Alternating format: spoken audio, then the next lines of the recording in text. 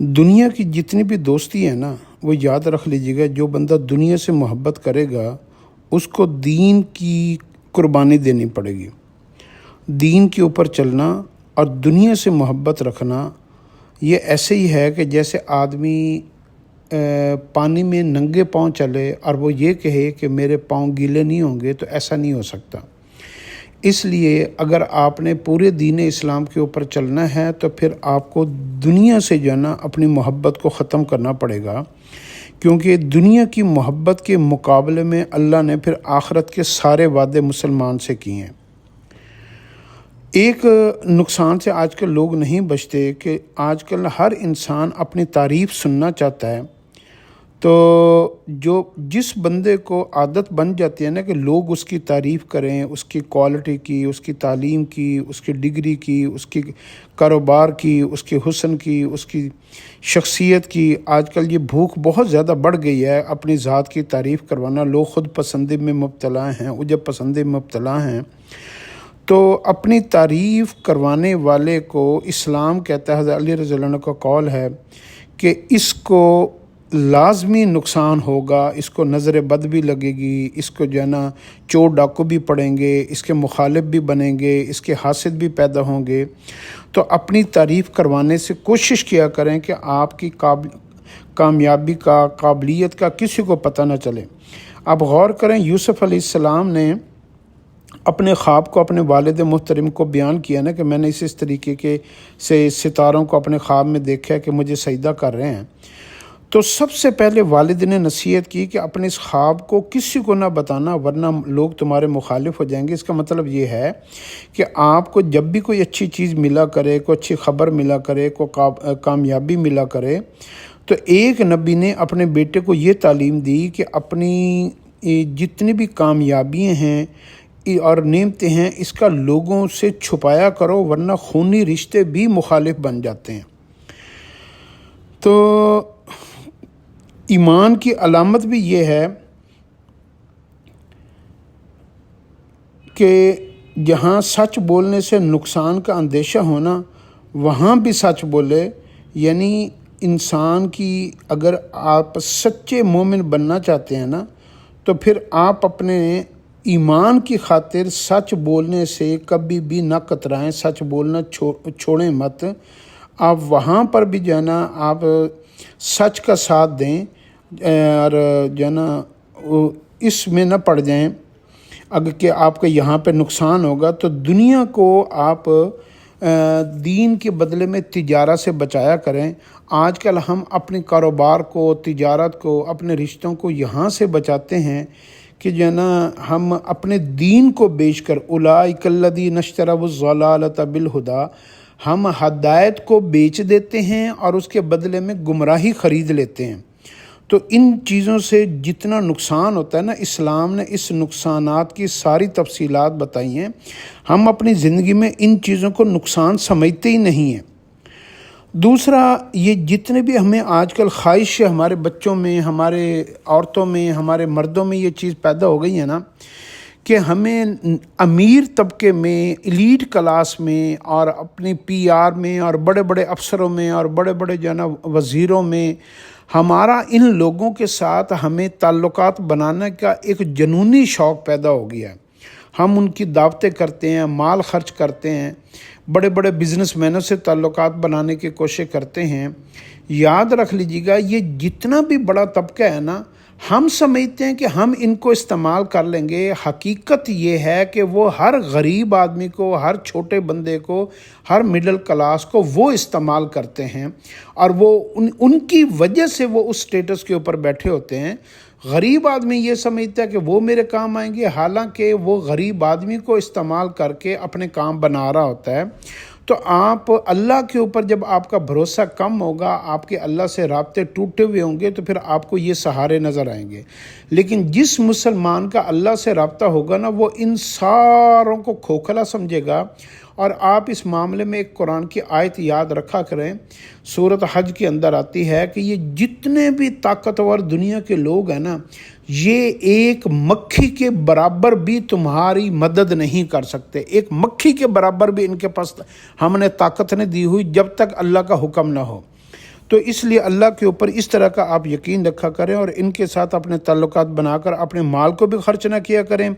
اپنے وقت کو بھی ضائع نہ کیا کریں، اپنی توانائیاں اور آپ ان کے نعرے لگانے والوں میں شامل نہ ہو جائیں۔ آپ جو ہے نا اللہ سے اپنا تعلق بنائیں اور اپنی عزت خود بنائیں، ان کے ذریعے سے عزت کبھی آپ کو نہیں مل سکتی۔ اور دوسرا آپ یاد رکھیے گا کہ اگر ہم کسی کو نقصان دے کر اپنا کو فائدہ ڈھونڈ رہے ہیں نا، کہ ہم لوگوں کا حق مار کر، لوگوں کو ذلیل کر کر، ظلم کر کے، یتیموں کا حق مار کر، اور اگر ہم سمجھتے ہیں نا کہ ہمارے 4 پیسے بچ جائیں گے فراڈ کر کے، دھوکہ کر کے، تو یہ ایک ایسا بڑا یعنی ایک دماغ کا سکیم ہے کہ یہ شیطان ہمارے ساتھ کھیل جاتا ہے۔ کبھی بھی کسی کا نقصان کر کے ہم کوئی فائدہ نہیں اٹھا سکتے۔ ہم ہمیشہ دوسروں کا فائدہ کر کے تو فائدہ اٹھا سکتے ہیں، کیونکہ فائدہ کریں گے تو ہماری انویسٹمنٹ ہے، اور پھر بدلے میں ہمیں فائدہ اللہ پاک کے ذمے آ جاتا ہے، ہمیں فائدہ دینا، اس کا اجر دینا، ہمیں نعمتوں سے نوازنا۔ اگر ہم کسی کو نقصان دے گے اور پھر سمجھے گے نا کہ ہمیں کوئی فائدہ مل جائے گا، تو یہ ایک خام خیالی ہے۔ اگر آپ بہت جلد اپنی مصیبتوں سے نکلنا چاہتے ہیں، نقصان کی ریکوری چاہتے ہیں، تو کوشش کیا کریں کہ آپ اپنے ہاتھوں سے جو ہے نا وہ اللہ کے راستے میں مال خرچ کیا کریں۔ اپنے ہاتھ سے مال دیا ہوا جو ہے نا، یہ غرباء کو، یتیموں کو، بیواؤں کو، اگر آپ اپنے ہاتھوں سے سخاوت کریں گے نا، تو آپ کے کاروبار میں اگر کسی وجہ سے نقصان ہوا ہے، آپ کی مال کی تنگی چل رہی ہے، یا بیماری ہے، یا کوئی غم ہے، تو آپ اتنی جلدی اور تیزی سے اس کی ریکوری دیکھیں گے کہ آپ بالکل آپ کے حالات ٹھیک ہو جائیں گے۔ تو اپنے ہاتھوں سے، یعنی ایک ہوتا ہے ملازم کو دے دینا، فلاں کو دے، ایک ہوتا ہے خود چل کر جا کر اپنے ہاتھوں سے دے کر آنا۔ تو اپنے ہاتھوں سے مال خرچ کرنے کی عادت بنائیں۔ تیسری ایک بات لوگ ہم اکثر بھول جاتے ہیں کہ جو اللہ نے ہمیں وقت دیا ہوا ہے نا، جو مہلت دی ہوئی ہے، ہم اس وقت کو ضائع کر بیٹھتے ہیں، اور پھر جو ہے نا ہم کہتے ہیں کہ ہم نے نا ہمارا بڑا نقصان ہو گیا۔ تو جو آپ کے پاس وقت ہوتا ہے نا فیصلہ لینے کا، ٹائملی ڈیسیژن لینے کا، ٹائم کے اوپر، وقت کے اوپر کام کرنے کا، ٹائم کے اوپر سارے جو ہے نا معاملات کرنے کا، کاروبار کس چیز کا کون سا موسم ہے، کون سا وقت ہے، تو اگر ہم بے وقت کام کریں گے، کھانا بے وقت کھائیں گے، کاروباری فیصلے بے وقت کریں گے، رشتے بے وقت کریں گے، عمریں گزر جائیں گے، پھر شادیاں کریں گے،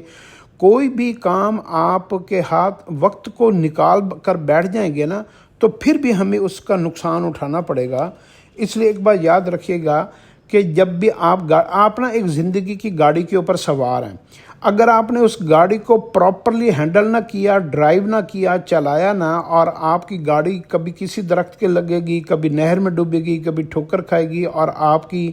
پہلی چوٹ میں بھی جان جا سکتی ہے، نقصان ہو سکتا ہے، نہیں تو آپ زخمی ضرور ہوں گے۔ تو اس لیے وقت کے اوپر ہر چیز کو مینیج کرنا، یہ اسی کو مینجمنٹ کہتے ہیں، اور اس کے لیے دنیا میں بڑی بڑی ڈگریاں پڑھائی جاتی ہیں۔ تو آپ نے وقت کے اوپر اپنی زندگی کے سارے کاموں کو کرنا ہے۔ جلد باز جو شخص ہوتا ہے نا، ایک ہوتا ہے کہ اپنے حصے کا کام پورا نہ کرنا، محنت نہ کرنا، اپنی باری کا انتظار نہ کرنا، دعا نہ مانگنا، اور وہ جلدی سے جو ہے نا دوسروں کا حق چھین لینا، جلد باز، اور اپنے کام کو اتنا اس میں بے قابو ہو جانا۔ وکان الانسان عجولا، جو جلد باز ہوتا ہے نا، کل اپن جو ہوتا ہے، کل اپن ابھی ہو جائے، فوراً ہو جائے، نہیں تو یہ ہو جائے گا، نہیں تو وہ ہو جائے گا، شور مچا دینا۔ تو جلد باز انسان بھی بہت نقصان اٹھاتا ہے۔ سوچ سمجھ کر کام کرنا اور اس کی نفع نقصان کو دیکھنا، تحمل سے کام کرنا، میانہ روی اختیار کرنا، تو جلد بازی سے بھی انسان کی بڑی زندگی میں نقصانات ہوئے ہیں۔ تو یہ کچھ باتیں ایسی ہیں، اور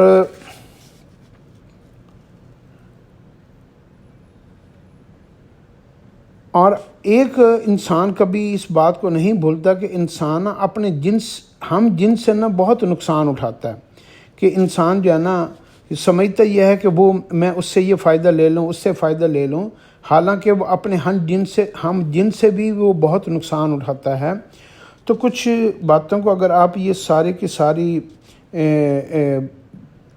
بڑے بزرگوں کے اقوالات ہیں، تو ان باتوں کو اگر آپ دیکھ کر اپنی زندگی گزاریں گے تو پھر جو ہے نا نقصانات سے بچ جائیں گے۔ کبھی اپنے دوست کو اپنا حال نہ بتاؤ، کیونکہ آج کل ہر بندے کا اس کے دوست کو نا سب کچھ پتہ ہوتا ہے. حالانکہ سمجھدار لوگ جو تھے نا دنیا کے، انہوں نے کبھی بھی اپنے ہمدردوں کو، اپنے رشتہ داروں کو، اپنے دوستوں کو کبھی اپنے حال سے آگاہ نہیں کیا تھا. اسی وجہ سے انہوں نے بڑی بڑی جنگیں لڑیں اور انہوں نے ان سارے معاملات سے اپنے آپ کو بچا لیا. تو اپنے دوستوں سے، اپنے ارد گرد کے حلقے سے کبھی کسی کو اپنے حالات سے آگاہ نہ کرو. اس زمانے میں تو ویسے بھی منافقت بہت بڑھ گئی ہے اور وفا ختم ہو گئی ہے. تو پھر ہم بعد میں بیٹھ کر ان کے سٹیٹس لگا رہے ہوتے ہیں کہ فلاں نے یہ کیا تو فلاں نے یہ کیا تو فلاں نے یہ کیا. اور اگر کبھی نقصان ہو جائے تو یاد رکھ لینا، عقل مند کی ایک نشانی یہ ہے کہ وہ اپنے نقصان کے اوپر افسوس نہیں کرتا ہوتا، اسی کے اوپر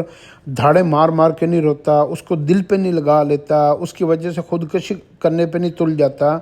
تو اپنے آپ کو ہلاک نہیں کر لیتا. نقصان ہونا نفع کی بھی علامت ہوتی ہے، یاد رکھ لینا. جہاں پر نقصان ہوتا ہے نا، اللہ نے نفع بھی وہیں پہ چھپایا ہوا ہے. تو اس لیے نقصان کے اوپر بہت زیادہ افسوس نہ کیا کریں، اپنے آپ کو بیلنس کیا کریں، اللہ کے رضا پہ راضی ہو جایا کریں.